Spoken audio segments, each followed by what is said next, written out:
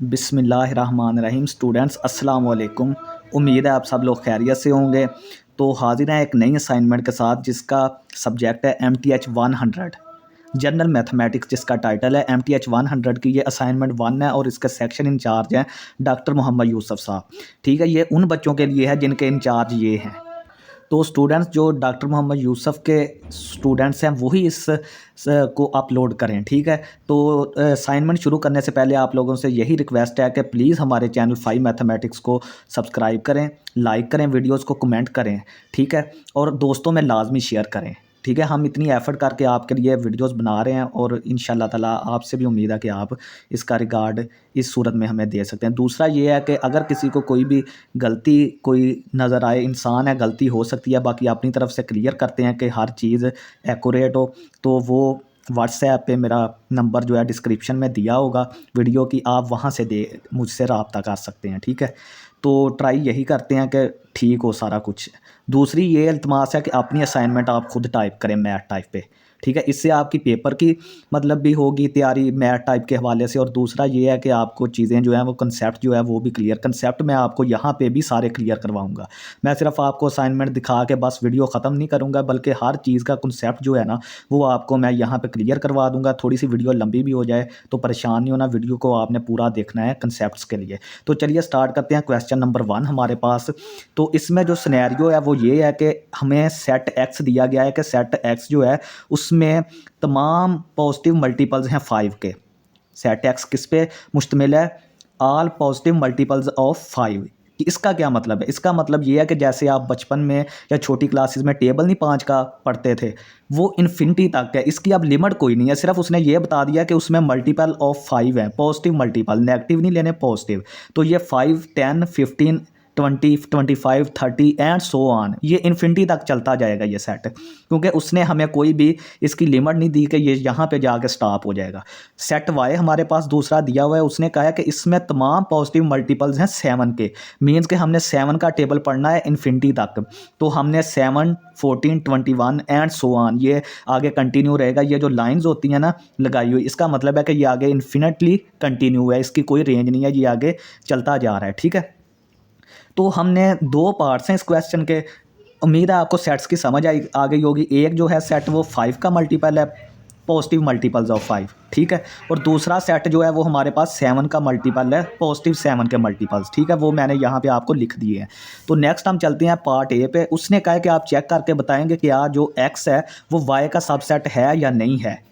अगर नहीं है तो फिर रीज़न दें, अगर है तो फिर भी रीज़न दें। ठीक है, तो हम जानते हैं कि एक सेट दूसरे सेट का सब सेट कब होता है? जब एक्स के तमाम एलिमेंट्स वाई में मौजूद हों। अगर सेट एक्स के तमाम एलिमेंट्स वाई में मौजूद हों तो हम ये कह देते हैं कि सेट एक्स वाई का सब सेट है। ठीक है, तो हम यही चीज़ चेक कर सकते हैं। अगर वाई एक्स का कोई एक भी एलिमेंट वाई में मौजूद ना हुआ तो एक्स जो है वो वाई का सब सेट नहीं होगा।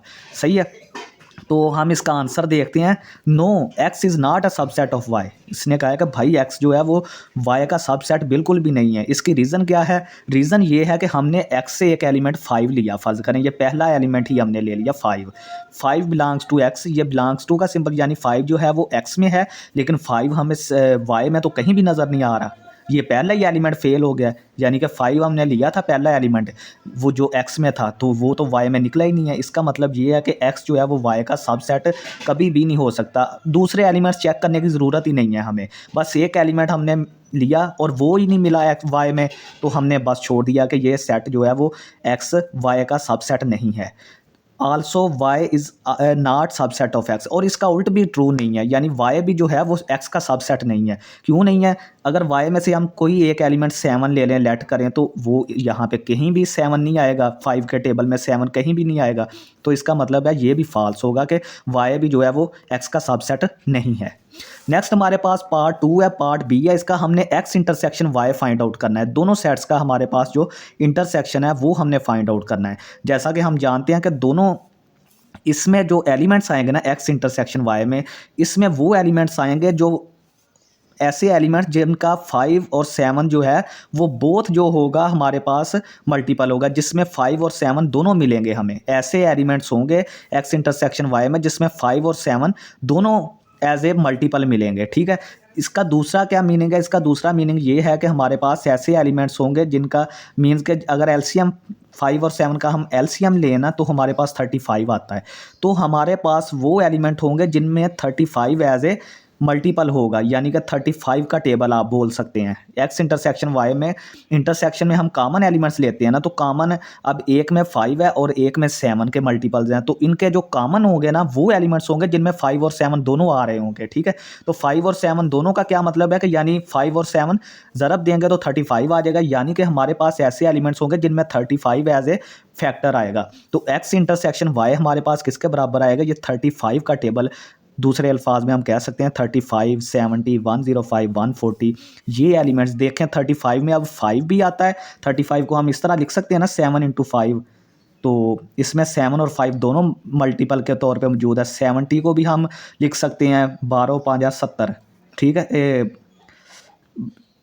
सॉरी हमारे पास ये इसमें 7 भी आएगा, 7 इंटू 10 और 5 इंटू कितने होते हैं ये हमारे पास 14, 5 इंटू 14। ठीक है, ये 70 में हमारे पास 7 भी आ रहा है और 5 भी आ रहा है, ये देखें। ठीक है, दोनों हमारे पास मौजूद हैं। तो 105 में भी ऐसे और 140 में भी ऐसे, यानी ये 35 का टेबल होगा, क्योंकि हमने 5 और 7 के मल्टीपल्स थे एक्स और वाई में, तो हमने उनके जो है वो मुश्तरक जो कॉमन थे, तो कॉमन में वो 5 और 7 एज ए बोथ इस्तेमाल होंगे। 5 और 7 के प्रोडक्ट जो 35 है वो इस्तेमाल होगा हमारे पास। तो ये था student question number 1। Question number 2 पे चलते हैं। इसमें हमारे पास है कि आपने ये एक एब्सोल्यूट वैल्यू दी हुई है कम्प्लेक्स नंबर की, 0 + 3 आयोटा 3 - आयोटा। ठीक है, सारे की ये डिवाइड में है, 0 + 3 आयोटा डिवाइडेड बाई 3 - आयोटा, ये सारी की एब्सोल्यूट वैल्यू। तो ये किसके बराबर आ गई, 0 की तो कोई वैल्यू नहीं है, तो हमने 3 आयोटा बटा 3 - आयोटा की सारी की एब्सोल्यूट वैल्यू ले ली। 0 को हम ख़त्म कर सकते हैं। वी नो दैट, अब ये एक लॉ है हमारे पास एब्सोल्यूट वैल्यू का, कि अगर सारे पे एब्सोल्यूट वैल्यू हो ना, तकसीम हो रहे हैं दो नंबर्स और सारे की हो एब्सोल्यूट वैल्यू, तो हम उसको अकेला अकेला करके लिख सकते हैं, ऊपर भी और नीचे भी अलहदा अलहदा। तो इस लिहाज से फिर हमने इसको ऊपर अलहदा कर दिया, एब्सोल्यूट वैल्यू को नीचे अलहदा कर दिया।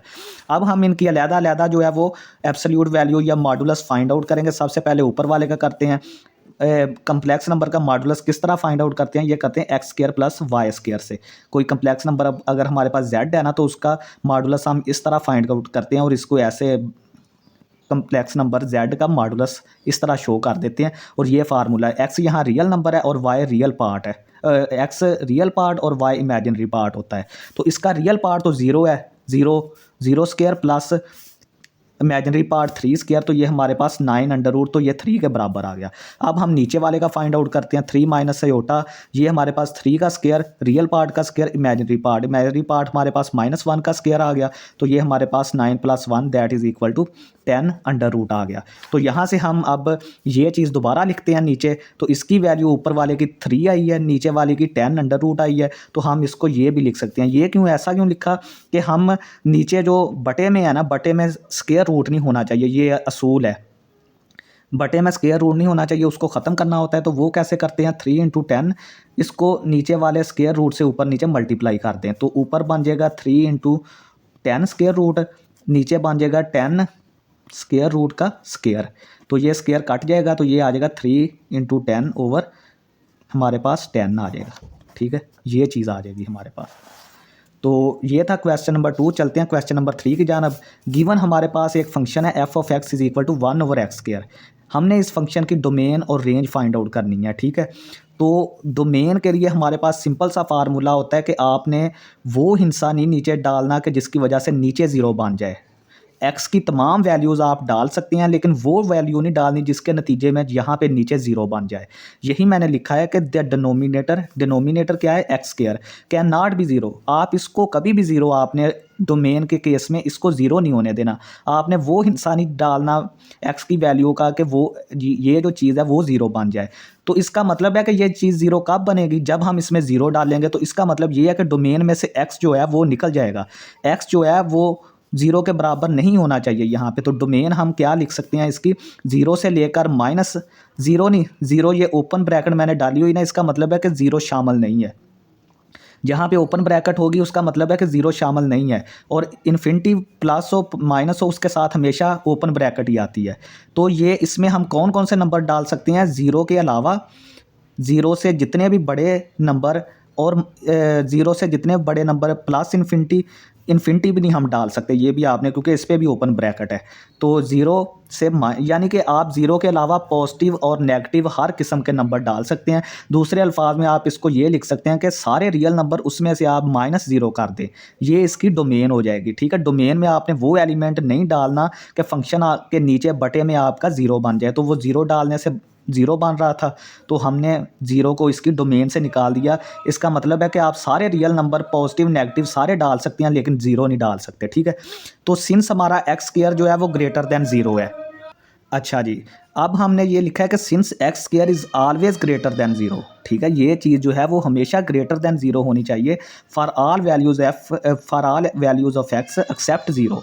ज़ीरो के अलावा, ज़ीरो डालने के अलावा ये वैल्यू हमेशा एक्स स्क्वायर जो है वो ज़ीरो से बड़ी होगी। तो the value of 1/x square is always positive. ठीक है, आप इस फंक्शन में चाहे माइनस वाला नंबर डालें चाहे पॉजिटिव नंबर डालें, इसका जवाब हमेशा पॉजिटिव आएगा, क्योंकि जो स्क्वायर होता है ना, स्क्वायर हमेशा माइनस वाले नंबर को भी पॉजिटिव कर देता है। ठीक है, तो इसकी रेंज क्या होगी, रेंज इसकी होगी ज़ीरो नॉट इंक्लूडेड, ज़ीरो पे भी छोटी ब्रैकेट आएगी, और प्लस इन्फिनिटी, ज़ीरो से मतलब कि ज़ीरो के अलावा ज़ीरो से बड़े तमाम पॉजिटिव रियल नंबर्स। यानी कि आप देखेंगे अगर आप इसमें माइनस नंबर भी डालें वो भी पॉजिटिव में चेंज हो जाएगा। तो इसका मतलब है जो रेंज क्या होती है, जो फंक्शन के डोमेन डालने से जो आंसर आते हैं, जो हमने डोमेन ये वाली निकाली है ना, जो वो जब हम इसमें पुट करेंगे तो जो पॉसिबल वैल्यूज़ आएंगी, जो हमारे फंक्शन की वैल्यूज़ आ सकती हैं, तो वो रेंज होती है। तो ज़ीरो तो हमारा कभी भी नहीं आ सकता, क्योंकि ज़ीरो हमने डालना ही नहीं है, इसमें ज़ीरो डोमेन में है ही नहीं हमारी। तो माइनस डालें या प्लस डालें तो ये फंक्शन हमेशा पॉजिटिव वैल्यू देगा। तो इस वजह से ये ज़ीरो से लेकर प्लस इन्फिनिटी तक सारे रियल नंबर्स को कैच करेगा एज ए रेंज इसकी सारी ये होगी। तो नेक्स्ट हम चलते हैं student, it never become zero and X approaches to zero, F of X is approaching to infinity. ठीक है, जब हम ज़ीरो डालेंगे नहीं तो ये फंक्शन ज़ीरो कभी भी नहीं होगा। ठीक है, ये इस वजह से लिखा है, और जैसे ही आप ज़ीरो को अप्रोच करेंगे, ज़ीरो डालने की कोशिश करेंगे, तो ये फंक्शन इन्फिनिटी को अप्रोच कर देगा। क्योंकि मैंने आपको बताया कि 1/0 अगर किसी फ्रैक्शन के नीचे ज़ीरो बन जाए ना, तो वो इन्फिनिटी को फंक्शन अप्रोच कर जाता है। ये आपने ज़हन में रखना है कि अगर नीचे आपके ज़ीरो आ गया फंक्शन के, तो आपने वो इन्फिनिटी को अप्रोच करवा दिया। तो इन्फिनिटी जो है वो अनडिफाइन होती है इस वजह से। ठीक है, क्वेश्चन नंबर 4 है हमारे पास, let h of x is equal to 5x + 3, के ऑफ एक्स हमारे पास 5x + 3। ये दो फंक्शन दिए हुए हैं, इनकी वैल्यू सेम है, दोनों की वैल्यू सेम है, लेकिन एक एच ऑफ एक्स है एक के ऑफ एक्स है। ठीक है, दोनों एक्स के फंक्शन है। ठीक है, क्योंकि इनमें एक्स आ रहा है ना यहाँ पे, और यहाँ पे भी एक्स है, तो एक्स के फंक्शन है और दोनों की वैल्यू सेम है। तो हमने क्या करना, फाइंड आउट करना है, कंपोजिशन फाइंड करनी है, एच ऑफ के ऑफ एक्स, के ऑफ एच ऑफ एक्स। यानी पहले हमने एच को रखना है फिर के को रखना है। ठीक है, इस तरह हमने करके थोड़ा सा इसकी कंपोजिशन फाइंड आउट करनी है। वो कैसे फाइंड आउट करेंगे, पहले पार्ट ये करते हैं, एच ऑफ के ऑफ एक्स, इसको पढ़ते हैं H is function H composition के, इसको पढ़ते हैं एच कंपोजिशन के ऑफ एक्स। ठीक है, तो सिंपल आपने क्या करना है कि ये एच आपने ऐसे ही रहने देना यहाँ पे। तो ये जो चीज़ है ना, अब जहाँ पे एक्स था, ये यहाँ पे एक्स जो था ना, उसकी जगह पे आपने इसको इकट्ठा करके के ऑफ एक्स डाल देना है। ये देखें, मैंने बड़ी ब्रैकेट डाल के एच को आपने वैसे ही लिख दिया, और ये जो के एक्स था ना, इसको आपने एज ए फंक्शन इसी तरह अंदर लिख देना है एक्स की जगह पे। ठीक है, तो एच हमारा ये आ गया वैसे ही, और के ऑफ एक्स की वैल्यू ये थी, वो हमने यहाँ पे पुट कर दी। तो यहाँ पे अब इसका क्या मतलब है कि अब एच ऑफ एक्स की जगह पे एच ऑफ 5 + x3 है, यानी कि जहाँ पे पहले x था अब वहाँ पे 5x + 3।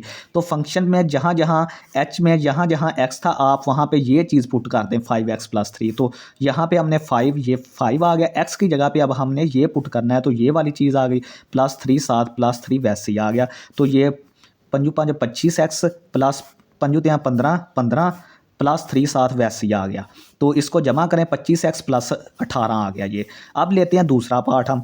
दूसरे पार्ट में हमें पहले दिया हुआ के ऑफ एच एक्स, के ऑफ एच एक्स, ठीक है। ये हमने कंपोजिशन ये वाली अब फाइंड करनी है। पहले हमने एच ऑफ के ऑफ एक्स फाइंड किया था, अब के ऑफ एच ऑफ एक्स, ठीक है। तो सिंपल आपने वही तरीका लगाना है। ये के जो है इसको आप पहले वैसे ही लिख लें के को, और ये जो दूसरी चीज़ है ना एच ऑफ एक्स, इसको आप बड़ी ब्रैकेट में लेके एक्स की जगह पे लिख दें। जैसे पहले यहाँ पे एक्स था ना, तो अब ये एच ऑफ एक्स हो जाएगा, यानी एक्स की वैल्यू को रिप्लेस किसने कर दिया, एच ऑफ एक्स ने। पहले एक्स फंक्शन के अंदर वेरिएबल था, अब एक फंक्शन ही जो है उसके अंदर वेरिएबल बन गया है। अब एक्स की जगह पे एक फंक्शन ने ले ली है, ठीक है। तो यहाँ पे वैसे के आ गया, एच ऑफ एक्स की जगह पे हमने उसकी वैल्यू ये वाली एच ऑफ एक्स आ गया। तो ये किसके इक्वल, यानी कि अब के फंक्शन में जहाँ पे एक्स होगा ना, इसका क्या मतलब होता है के ऑफ एक्स का, के ऑफ अगर एक्स है ना हमारे पास, तो इसका मतलब होता है कि जहाँ जहाँ पे एक्स है ना, जहाँ जहाँ पे एक्स है वहाँ पे हमने अब ये वाली वैल्यू पुट कर देनी है। अब के ऑफ एक्स नहीं रहा, के ऑफ 5x+3 रहा है, आ गया हमारे पास। तो हम जहाँ पे के में एक्स था ना उसकी जगह पे ये पुट कर देंगे। तो के में कहाँ कहाँ एक्स था, 5, ये देखें 5 एक्स यहाँ पे था, इसकी जगह पे ये पुट कर दिया, +3 वैसे ही आ गया। इसको भी आप सॉल्व करेंगे तो सेम हमारा यही आंसर आ जाएगा, ठीक है, 25x + 18, ठीक है। तो ये थी स्टूडेंट्स डॉक्टर मोहम्मद यूसुफ साहब के जो इंचार्ज हैं उनकी असाइनमेंट स्टूडेंट्स की। तो वीडियो को पूरा देखें और चैनल हमारे 5 मैथमेटिक्स को प्लीज़ आप लाइक, सब्सक्राइब और शेयर करें फ्रेंड्स के साथ, ठीक है। इसी तरह हम आपकी असाइनमेंट्स के साथ, जीडीबीज़ के साथ इंशाल्लाह ताला हेल्प करते रहेंगे। तो आप भी हमारी इस जो है वो मामले में हेल्प आउट करें। बहुत शुक्रिया स्टूडेंट्स, अल्लाह हाफिज़।